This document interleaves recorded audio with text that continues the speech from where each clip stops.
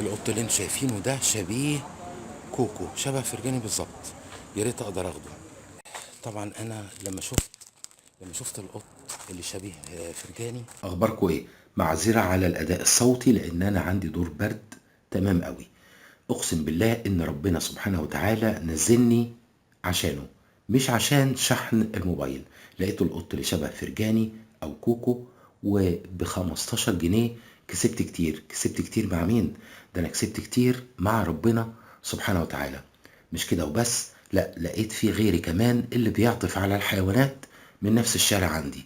ابو ادم ده صاحب محل مكوى. ما هنش عليه يسيب قط في المطر، دخله عنده المحل. كلنا ندعي لأبو آدم. تحياتي ليكم.